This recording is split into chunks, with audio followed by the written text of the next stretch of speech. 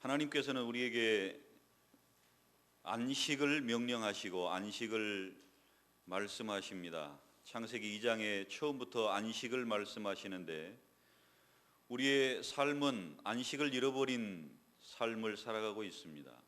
육체적인 또 정신적인 영적인 안식을 우리 모두가 하나님의 말씀을 따라 회복하는 역사가 있게 되기를 축원합니다.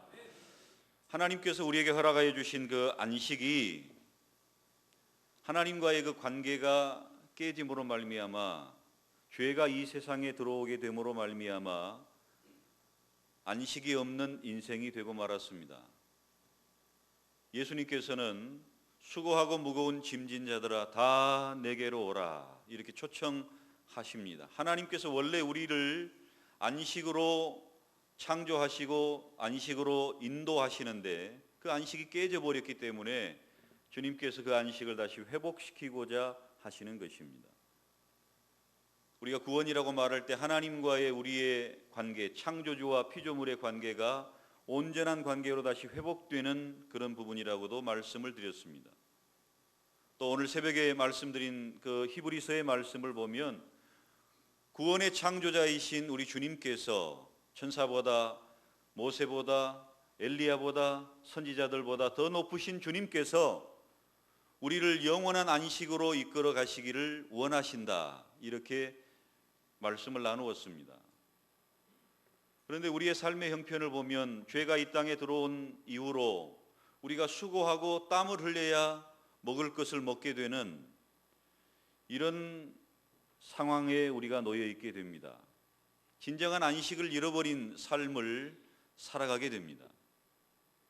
그래서 예수님으로 말미암아 우리가 무엇을 먹을까 마실까 입을까 염려하지 말고 오직 주님께서 우리에게 허락하시는 쉼과 안식을 누릴 것을 말씀을 하십니다.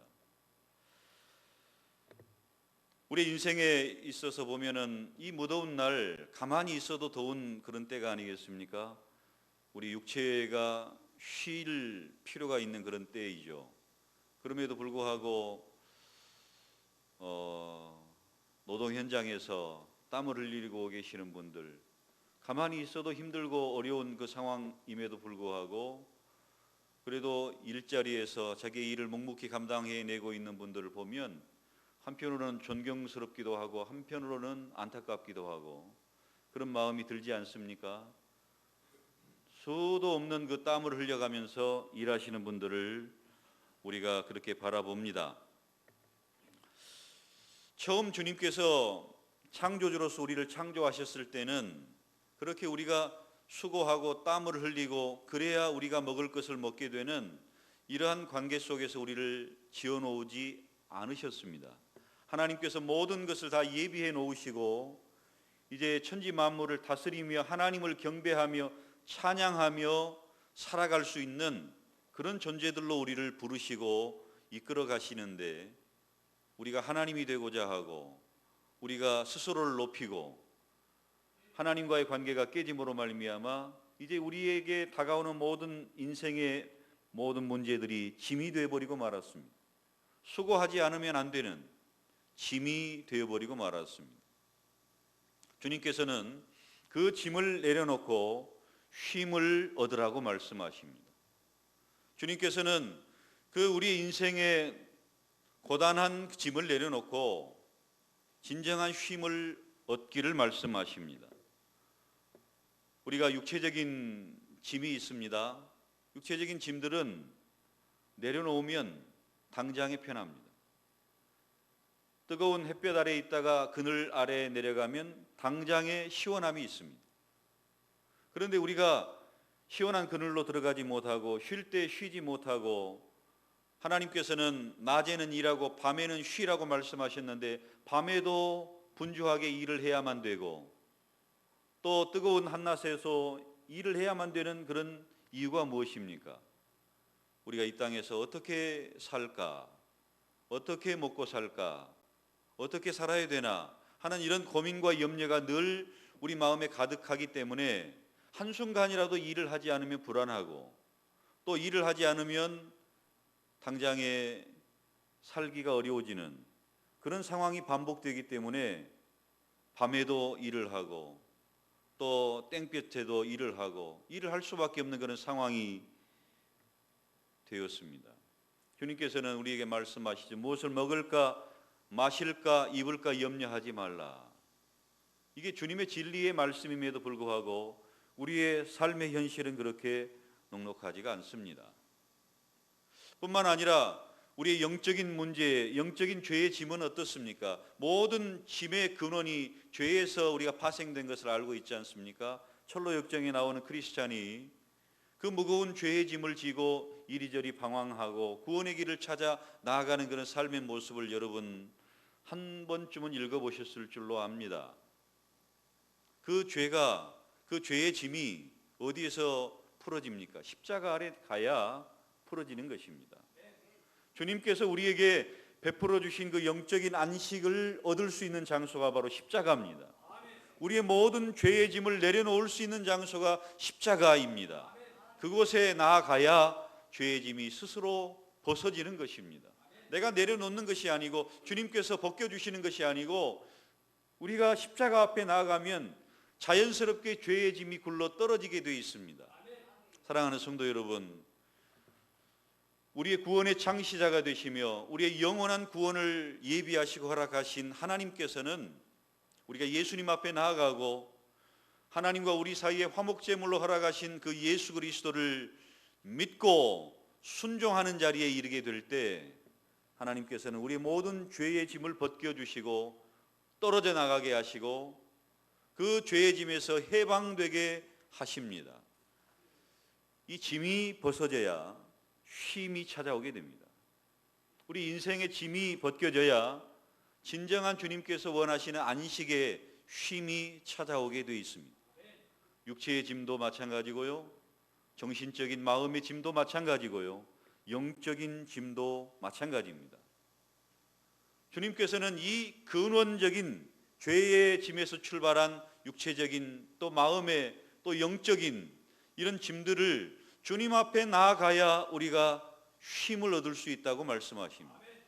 우리가 노력하고 애쓰고 힘쓰는 것이 아니라 주님께서 주시는 그 안식에 들어가야 된다고 말씀하십니다. 오늘 말씀을 중심으로 해서 주님께서는 우리에게 어떤 쉼을 허락하시기를 원하시는가, 또 어떻게 해야 우리가 짐을 벗어버리고 주님 앞에 나아갈 수 있는가.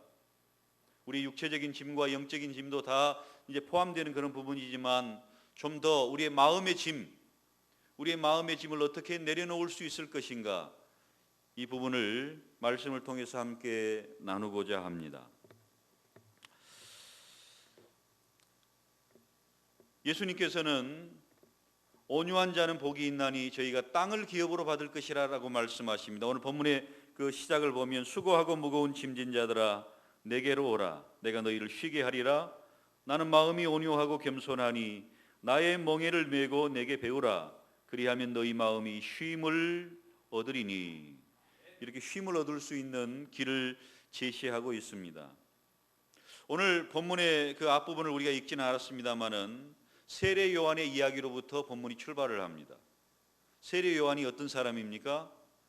예수님이 이 땅의 구세주라는 것을 많은 사람들 앞에 드러내고 또 예수님을 믿게 하기 위해서 회개의 세례를 전파한 사람 아닙니까? 그래서 예수님이 가실 길을 평탄하게 한 회개의 세례를 전파한 요한, 이 사람으로 말미암아 많은 사람들의 영혼이 주님 앞에 돌아오는 역사가 있었잖아요. 그래서 우리가 이 요한을 회개의 세례를 베푼 세례 요한이라고 이야기를 합니다. 세례 요한은 누구보다도 예수님이 누구신 줄 알았습니다. 그래서 예수님께서 세례를 받으러 오실 때에 보라 세상 죄를 지고 가는 하나님의 어린 양이로다라고 선포하잖아요. 이 세례 요한은 예수님이 누구신 줄 알았어요. 그런데 이 세례 요한이 헤롯에게 잡혀서 죽게 되었을 때 우리가 아는 바와 같이 세례 요한이 참수를 당하게 되지 않습니까? 죽게 될 때에 제자들을 보내서 이런 이야기를 합니다. 3절 말씀 우리 다 같이 읽어볼까요? 3절 시작. 예수께 여짜오되 오실 그이가 당신이 오니까 우리가 다른 일을 기다리오리이까. 세례 요한은 처음부터 예수님을 예수님이라고 믿었습니다. 예수님을 그리스도요 메시아라고 믿었습니다. 또 예수님을 처음 만날 때부터 예수님에 대한 신앙의 고백과 예수님이 세상 죄를 지고 가는 하나님의 어린 양이요 하나님의 아들이심을 증거했습니다. 그런데 죽음의 위기 앞에 놓이게 될 때 이런 마음의 혼란이 생기는 거예요. 예수님, 우리가 다른 메시아를 기다려야 됩니까? 아니면 오실 그이가 바로 당신입니까? 평생을 예수님을 증언하는 일에 헌신했던 세례 요한입니다. 여인이 낳은 자 중에 세례 요한보다 더 큰 자가 없다라고 주님의 칭찬을 받았던 사람입니다. 그럼에도 불구하고 감옥에서 죽음을 기다리고 있던 이 세례 요한에게 마음의 갈등이 찾아오는 거예요. 메시아가 바로 당신입니까? 아니면 다른 사람을 기다려야 됩니까? 평생을 예수님을 선포하고 예수님의 그 선포와 세례와 회개와 이런 것을 증거하다가 결국 감옥에 갇혀 목숨을 잃게 될 위기에 처해 있는 세례 요한이 이런 마음의 갈등이 있습니다. 이 마음의 무거운 짐이라고 할 수 있어요. 뿐만 아니라 20절 이하에 보면 예수님께서 수도 없는 복음을 전파하고 많은 표적과 이적을 행한 벳세다, 고라신, 가버나움 이런 곳에 복음을 증거했음에도 불구하고 그들이 회개하지 않는 것에 대한 또 부담감이 있습니다. 우리 21절 말씀 다 같이 읽어보겠습니다. 20절, 21절 시작.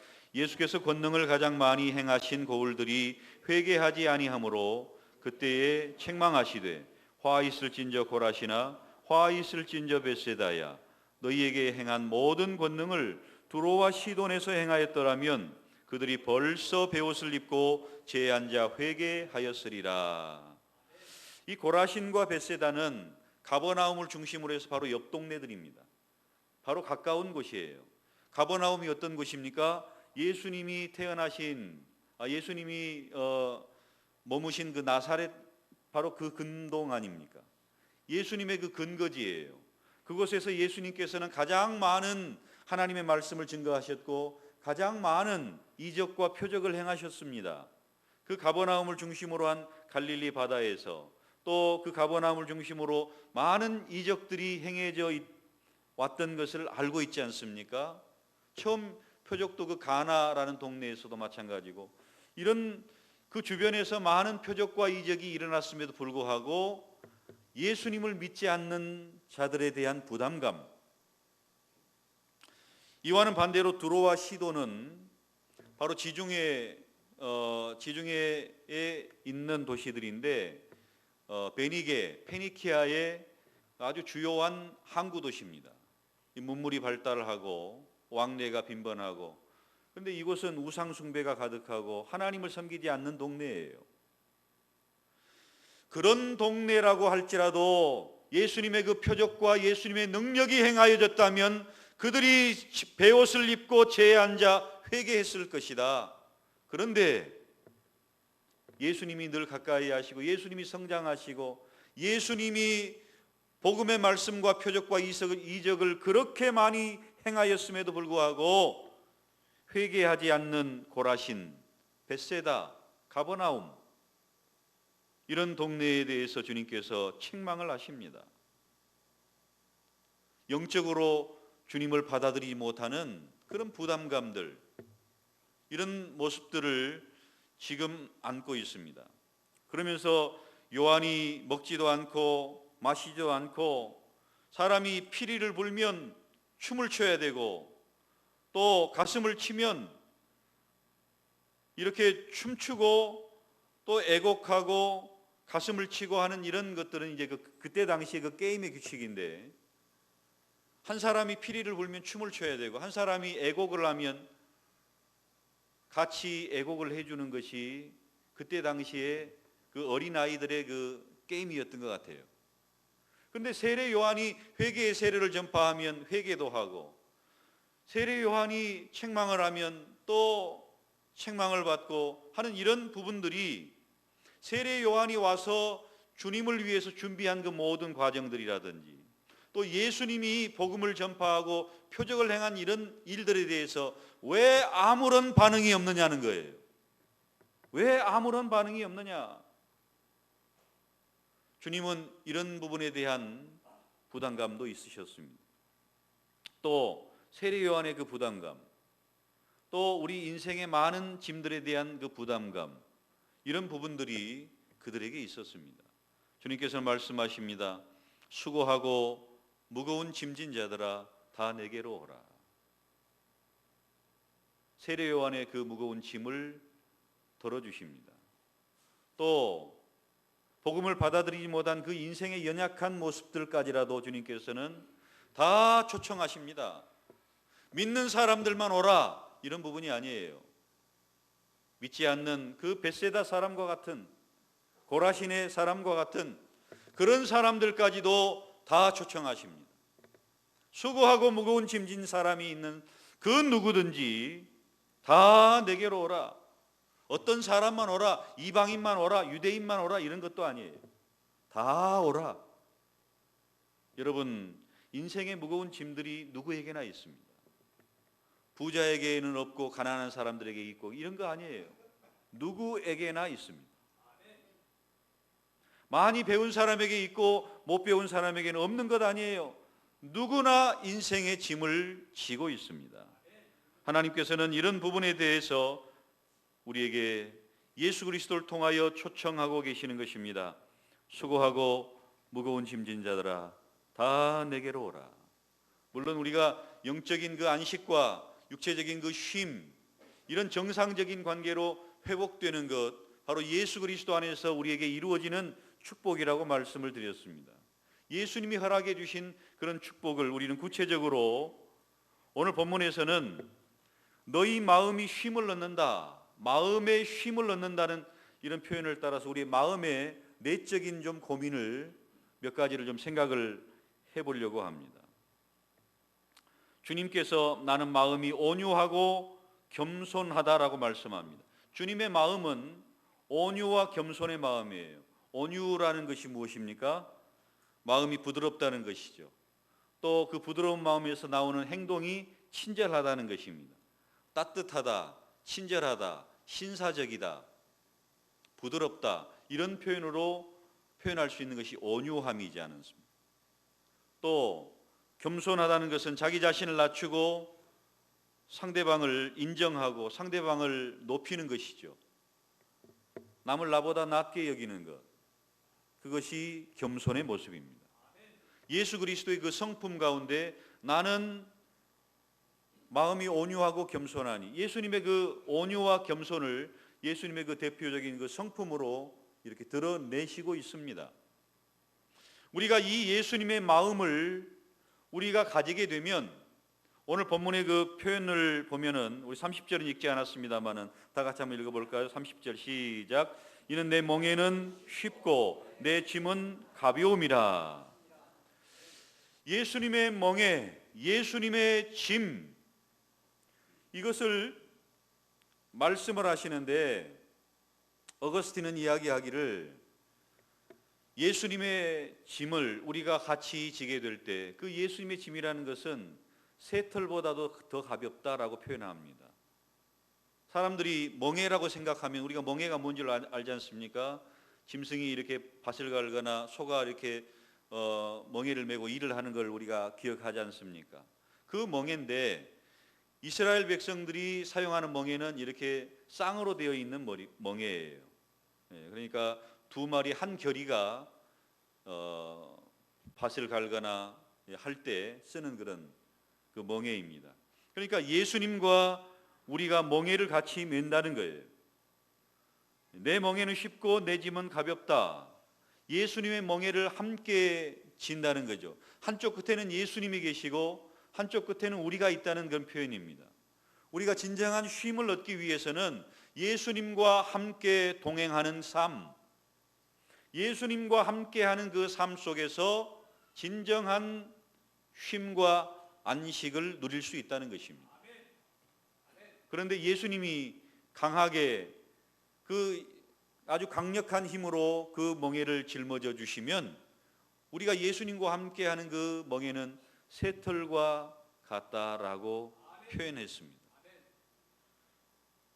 사랑하는 성도 여러분, 우리의 육체적인 짐이라든지 정신적인 영적인 그 짐의 근원은 우리가 주님과 동행하는 삶, 주님과 함께 매는 멍에, 주님의 그 짐을 우리가 발견하고 우리가 자기 십자가를 지고 하나님과 함께 하려고 하는 그런 삶 속에서 우리의 짐이 벗겨지는 줄로 믿습니다.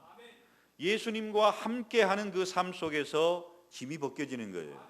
그런데 오늘 특별히 이 마음의 짐이라는 것을 좀 더 심도 있게 우리가 살펴보면 주님의 마음은 온유하고 겸손한데 우리의 마음의 짐은 교만의 짐이 있습니다. 교만의 점 출발이 뭐죠? 내가 나를 높이는 것입니다. 내가 나를 높여서 하나님과 같이 되려고 하는 것. 아담의 첫 범죄 아니겠습니까? 내가 이 실과를 먹으면 하나님과 같이 된다. 눈이 밝아져서 하나님과 같이 된다. 이것이 바로 교만의 시작입니다. 그런데 아담만 이런 문제가 있었고 아담만 이런 고민이 있었던 것이 아닙니다. 바로 우리들도 자기 자신을 높이고자 하는 교만함이 있어요. 자기 자신을 높이 드러내고자 하는 교만함이 우리 모두에게 있습니다. 그런데 자기가 자기를 신으로 높이고 자기가 자기 자신을 최고로 여기는 그것에는 반드시 이 세상에는 도전이 있게 되어 있습니다. 내가 이 세상에 최고로 예쁘다 하면 더 예쁜 사람이 나타나면 어떻게 되는 거예요? 죽이고자 하는 그런 마음이 생기잖아요. 거울아 거울아. 그게 우리 인간의 마음이라니까요. 내가 최고로 예뻐야 되는데 내가 지금 이 세상에 최고로 높아져야 되는데 나보다 더 예쁜 사람이 있으면 우리 마음에 짐이 그 무거운 짐이 우리를 누르게 되는 거예요. 또 내가 부자라고 합시다. 나보다 더 부자가 없어야 되는데 나보다 더 돈 많은 사람을 만나면 주눅이 들게 돼 있어요. 나보다 더 많이 가진 사람을 보면 배가 아프기 시작합니다. 나는 이렇게 주님을 더 잘 믿는다고 했는데 나보다 주님을 더 믿지도 않고 아니 저 사람은 신앙생활도 하지 않는데 왜 나보다 더 부자야? 배가 아프기 시작해요. 또 나는 나름대로 많이 배웠다고 생각합니다. 그런데 나보다 더 많이 배운 사람, 나보다 더 좋은 학교를 나온 사람, 나보다 더 학벌이 더 출중한 사람을 만나면 주눅이 들게 돼 있어요. 나는 최고다. 내가 최고가 돼야 된다. 나는 최고로 높아져야 된다라고 생각하는 것이 우리의 교만이잖아요. 그런데 그 교만을 이렇게 자극할 만한 더 뛰어난, 더 높은, 더 많은 이런 것을 가진 사람, 이런 것을 만나면 우리 마음의 쉼을 잃어버리게 됩니다.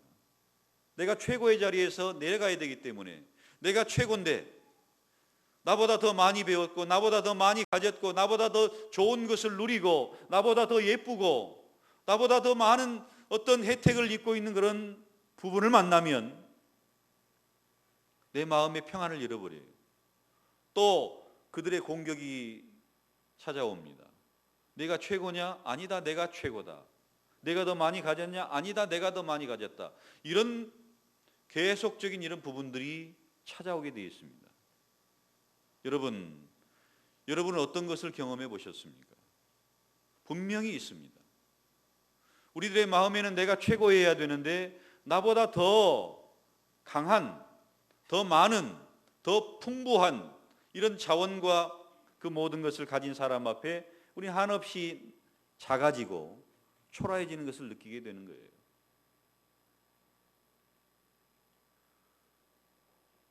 뭐 박사님들 또 좋은 학벌을 가진 어떤 교수님들 그 세계에 또 가면 나는 미국에서 박사를 받았다. 나는 한국에서 박사를 받았다. 나는 또 어디서 박사를 받았다. 다 구분이 있어요. 또 부자도 있으면은 나는 1,000억을 가졌는데 저기는 조를 가졌다. 기가 죽게 돼 있어요. 그게 우리 인생의 모습이라는 겁니다. 자기 삶의 만족을 가지지 못하게 돼 있어요. 자기 삶의 만족이 없습니다. 주님께서는 진정한 경건의 모습이 자족하는 모습이라고 말씀하시잖아요. 그런데 만족이 없습니다. 내가 최고가 될 때까지 만족이 없어요. 그런데 우리 인생은요, 최고가 될 수가 없습니다. 또 다른 도전에 직면하게 되고 늘 우리의 마음의 부담감을 가지고 살아갈 수밖에 없어요. 주님은 이 짐을 내려놓으라고 말씀하십니다. 뭘로요? 온유와 겸손한 마음으로. 온유와 겸손한 마음으로 교만의 마음을 물리치고 최고의 자리에서 내려오라고 이야기를 하십니다. 그래야만 진정한 안식을 얻을 것을 말씀합니다. 사람들은 나를 최고로 여겨주지 않는다 할지라도, 내가 연약하고 내가 무능한 존재라 할지라도 하나님께서는 우리를 바라보실 때 어떻게 바라보신다고 말씀하십니까? 천사보다 더 낮게 바라보신다라고 말씀하십니다. 우리가 하나님의 상속자들이며 하나님의 자녀들로서 우리를 바라보실 때 천사보다 더 높은 지위를 부여하시고 천사보다 더 뛰어나게 하신다고 말씀하십니다. 하나님의 시각에 의해 만족을 누리시기를 바랍니다. 나는 지금 이거밖에 없는데요. 나는 이 정도밖에 배우지 못했는데요. 나는 이 정도밖에 이루지 못했다고 스스로를 한탄하고 자기 자신을 끝없이 높이려고 하는데 뭔가 계속되는 그 장애 때문에 열등감을 갖지 마시고 주님의 그 온유함과 겸손함으로 내려오시기를 바랍니다.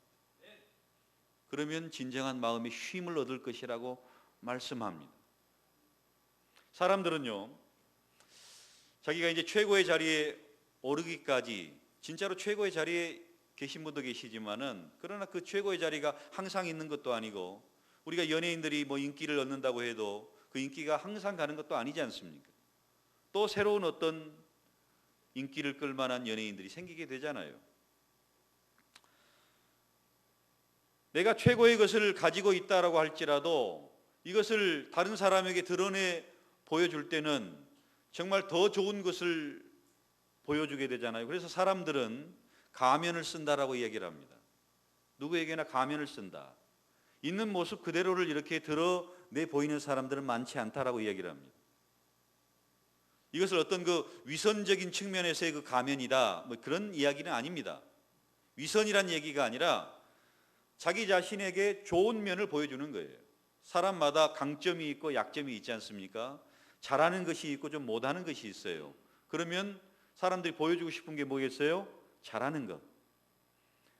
또 내가 가진 그 장점들, 특징들, 이런 부분들을 보여주고자 합니다. 사실 그것은 나쁜 것은 아니지 않습니까? 뭐 없는 것을 만들어내서 이렇게 거짓으로 위선하고 꾸미는 것도 아니기 때문에 말이죠. 그런데 계속해서 나 자신의 이렇게 장점만을 부각시키고 자기 자신을 피하라면서 드러내려고 하는 이런 부분도 사실 어찌 보면 처음에 그 출발점이 마귀가 우리에게 주는 그런 거짓된 수치감에서 우리에게 자꾸자꾸 나를 포장하도록 만드는 것이 있다는 말입니다. 처음에는 나의 장점만을 이렇게 드러내려고 해요. 처음에는 그렇지 않습니까? 우리가 손님이 오시면 이렇게 집을 평소에 살던 모습대로 보여주지 않잖아요. 청소도 좀 하고 정리도 좀 하고 그런 모습이 있지 않습니까? 이건 좋은 모습, 깨끗한 모습을 보여주려고 하는 것이잖아요. 좋은 겁니다. 그런데 여기에서 좀 더 나가게 되면 자기의 좋은 것만 보여주려고 하다가 나중에는 가면을 씁니다. 그리고 포장을 합니다. 과대 포장을 합니다. 이런 모습으로 계속해서 가다 보면 너무너무 피곤해요. 너무너무 힘듭니다. 여러분, 양복을 입고 이렇게 있는 모습하고요, 편안하게 티셔츠 하나 입고 있는 것하고 어떤 게 더 편합니까? 보기는 양복이 좋죠. 그런데 편하기는 티셔츠 하나 입는 게 편합니다. 집에서 양복 입고 계신 분들 계세요? 없지 않습니까? 왜 그럽니까? 편하게 입고 있는 거예요. 그냥 런닝만 입고 있을 때도 있고, 그냥 티셔츠 하나만 입고 있을 때도 있고, 편하게 있습니다. 왜냐하면 그 편하게 있어야 쉼이 찾아오기 때문에 그래요. 그런데 우리가 다른 사람 앞에 보여줄 때는 어떻게 합니까? 정장을 하죠. 정장이 멋있게 보이기는 하지만 그 옷 자체가 그 틀을 만들어주기 때문에 피곤한 옷 아니겠습니까? 이런 것과 마찬가지라는 거예요. 이런 것과 마찬가지라는 겁니다. 우리의 삶 속에서 계속해서 어떤 뭔가를 포장하고 계속해서 좋은 것만 보여주려고 하다 보면 너무나 우리 마음의 짐이 무거워진다는 것입니다. 우리의 있는 모습 그대로, 우리의 연약한 모습 그대로, 때로는 우리의 약점 그대로 그렇게 내어놓고 함께 위해서 기도해주고 함께 그 연약함을 담당하고 함께 그 일들을 감당할 수 있는 사람들을 뭐라고 얘기합니까? 가족이라고 이야기를 하죠. 가족들은 그 서로의 약점과 연약함을 다 품어주기 때문에 그렇습니다. 그러면 교회는요? 교회도 마찬가지입니다. 우리의 연약함이 서로 드러나고 우리의 있는 모습 그대로가 드러난다 할지라도 주님 안에서 그 온유와 겸손한 마음으로 서로를 나보다 낫게 여기고 서로의 약점을 덮어주고 서로의 허물을 덮어주고 서로의 연약함을 붙잡아주는 그것이 바로 진정한 안식이 있고 쉼이 있는 주님의 공동체가 아니겠습니까? 사랑하는 성도 여러분, 우리의 육체적인 짐 내려놓지 못할 때가 많죠. 우리의 마음의 짐, 우리의 교만에서 때로는 내가 또 나를 포장하는 그 가운데 내려놓지 못할 때가 있죠. 그러나 예수 그리스도 안에서 우리와 함께 져주시는 멍에를 져주시는 예수 그리스도 안에서 그 짐을 풀어버리실 수 있기를 바랍니다. 또 예수 그리스도의 공동체 안에서 이런 마음의 짐들을 좀 내려놓으실 수 있기를 바랍니다. 그래서 우리가 육체의 쉼을 얻는 이때에 마음의 쉼도 얻으시고 영적인 안식을 주기를 원하시는 주님 안에서 진정한 안식을 체험하게 되는 그 온유와 겸손의 성품들이 우리 모두의 성품이요 성령의 열매요 또 예수 그리스도의 성품이 우리 안에 가득하게 되는 이 계절이 될 수 있기를 축원합니다. 하나님 아버지, 온유와 겸손하신 주님께서 우리를 초대하시면서 다 내게로 오라 내가 너희를 쉬게 하리라 말씀하십니다. 우리의 짐을 내리고 진정한 쉼을 허락하시는 주님 앞에 나아가기를 원합니다. 온유와 겸손한 마음을 주시옵소서. 주님과 함께 멍에를 지고 주님과 동행하는 삶의 기쁨을 누리게 하여 주옵소서. 우리의 가정 안에 우리 교회 공동체 안에 이러한 진정한 안식이 있게 하여 주시옵소서. 예수님의 이름으로 기도드리옵나이다. 아멘.